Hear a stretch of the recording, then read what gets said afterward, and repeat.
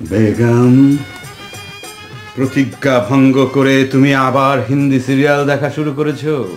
চঞ্চল চৌধুরী একজন বাংলাদেশী জনপ্রিয় অভিনেতা।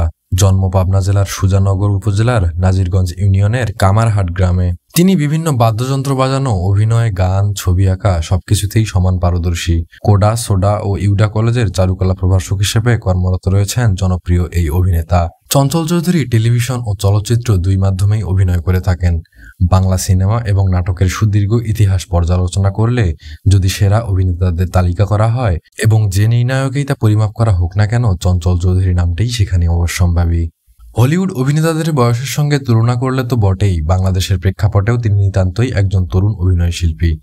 সেরা অভিনেতার তালিকায় অন্য কেউ তার চেয়ে কম বা সমসাময়িক বয়সে ঢোকার নজির এখন অবধি নেই। এই অভিনেতা 1974 সালের 1 জুন জন্মগ্রহণ করেন। ঢাকা বিশ্ববিদ্যালয়ের চারুকলা বিভাগের শিক্ষার্থী ছিলেন চঞ্চল চৌধুরী। তার অভিনয় জীবন শুরু হয় চারুকলার ছাত্র থাকাকালীন আরণ্যক নাট্যদলের সঙ্গে যুক্ত হয়ে। পরবর্তীতে অসংখ্য নাটক ও টিভি সিরিজে অভিনয় করে দর্শকপ্রিয়তা অর্জন করেন। 1996 সালে মামুনুর রশিদের আরণ্যক নাট্যদলের সঙ্গে কাজ করার মধ্য দিয়েই অভিনয় জীবনের শুরু। তার অভিনীত প্রথম নাটক আরণ্যক নাট্যদলের কালো দৈত্য।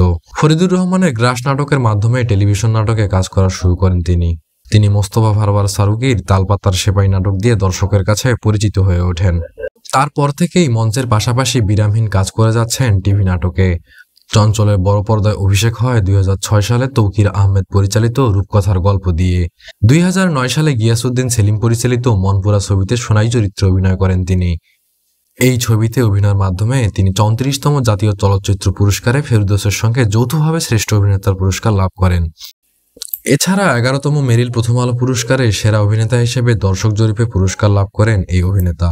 পরের বছর গৌতম ঘোষ পরিচালিত বাংলাদেশ ভারত যৌথ প্রযোজনায় মনের মানুষ চলচ্চিত্রে অভিনয় করেন তিনি। 2011 সাল থেকে RTVর অলসপুর ধারাবাহিকে অভিনয় শুরু করেন।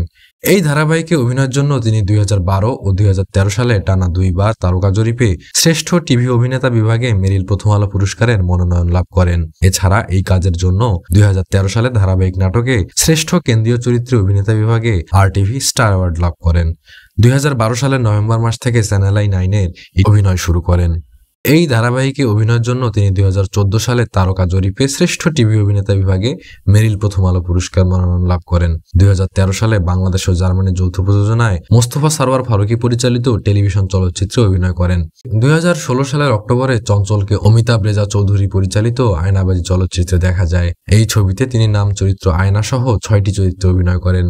চলচ্চিত্রটির জন্য শ্রেষ্ঠ অভিনেতা বিভাগে তার দ্বিতীয় জাতীয় চলচ্চিত্র পুরস্কার লাভ করেন। এছাড়া সমালোচকদের জরিপে শ্রেষ্ঠ অভিনেতা বিভাগে মেরিল প্রথম আলো পুরস্কারও লাভ করেন।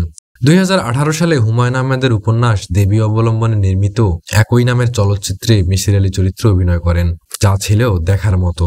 2023 সালে হাওয়া চলচ্চিত্রের জন্য তিনি জাতীয় চলচ্চিত্রে পুরস্কৃত হন। এবছরও পুরো সময়টা অভিনয়ে থাকার চিন্তা করেছেন তিনি। তবে এবছর সিনেমা ও নাটকের পাশাপাশি পুরোদমে মঞ্চনাটক করার ইচ্ছা আছে এই গুণী অভিনেতার। আজ এতটুকুই। ততক্ষণ পর্যন্ত ভালো থাকবেন, সুস্থ থাকবেন। লাইক, কমেন্ট, শেয়ার ও সাবস্ক্রাইব করে পাশে থাকবেন।